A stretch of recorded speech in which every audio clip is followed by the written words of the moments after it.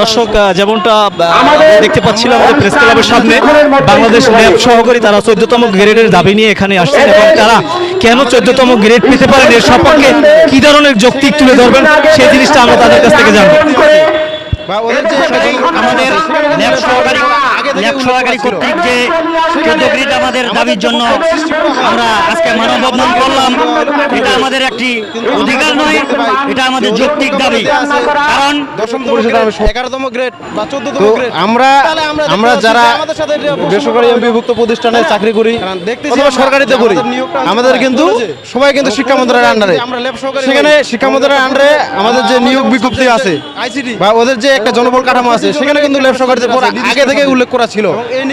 সেখানে আমাদের যখন পদ সৃষ্টি করা হয় সেখানে আমাদের গ্রেড তখন দেওয়া হলো 18 গ্রেড, কিন্তু আমরা যখন দেখতে পাই যে ওদের প্রজ্ঞাপনে দেওয়া আছে 10তম গ্রেড, 11তম গ্রেড বা 14তম গ্রেড, তাহলে আমরা দেখতে পাচ্ছি যে আমাদের সাথে বৈষম্য করা হলো, তাই না?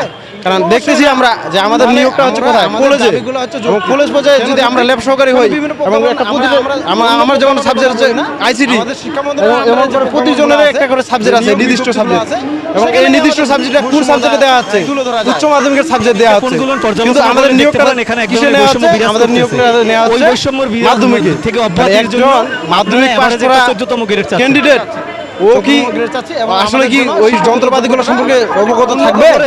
অবশ্যই না। তাহলে আমরা আমাদের দাবিগুলো হচ্ছে যৌক্তিক। কেন যৌক্তিক? ইতিপূর্বে যেন বিভিন্ন প্রজ্ঞাপন, আমরা অন্য প্রজ্ঞাপনের কথা বলি না, আমাদের শিক্ষা মন্ত্রণালয়ের আন্ডারে যে প্রজ্ঞাপনগুলো আছে, নিয়োগ বিজ্ঞপ্তিগুলো আছে, সেখানেই আমাদের বৈষম্যতা তুলে ধরা যায়। বিজ্ঞাপনগুলো পর্যালোচনা করলে দেখতে পারেন এখানে এক ধরনের বৈষম্য বিরাজ করতেছে।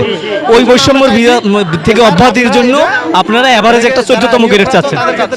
14তম গ্রেড চাচ্ছি এবং আমাদের জন্য শিক্ষাগত যোগ্যতাটা উন্নত করে এই জন্য সেটাকে একটা উচ্চ মাধ্যমিক বিজ্ঞান বিভাগ করা হয়, এবং ইতিপূর্বে যারা নিয়োগ প্রাপ্ত তাদের ক্ষেত্রে এখন যদি আমরা সেটাকে চাপিয়ে দিই যে আপনাদের আমরা এটা ঠিক করে দিলাম, আপনারা এখন এই কাগজগুলো জমা দেন, তাহলে অন্যরাও যা যোগদান করছে তারা তো হয়তো বা অনেকে লেখাপড়া করে নাই এরপরে, তাহলে তারা কি করবে? এই জন্য আমরা চাইছি যে স্যার আপনারা এটাকে যারা নিয়োগপ্রাপ্ত তাদের ক্ষেত্রে এই জন্য শিথিলযোগ্য করা হয়, সত্যগুলা তারা যেন অটোমেটিক এটা গ্রেডটা পায়।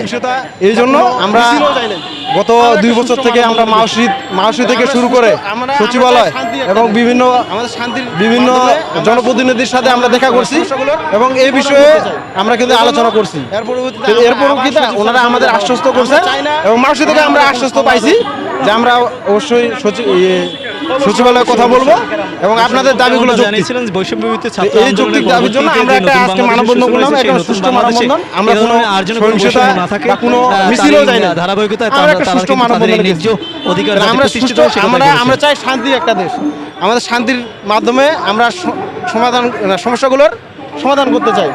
এই জন্য এর পরবর্তীতে আমরা আবার সজীব স্যারের সাথে দেখা করবো। আমরা চাই না এখানে আমাদের কোনো সংঘাত হোক।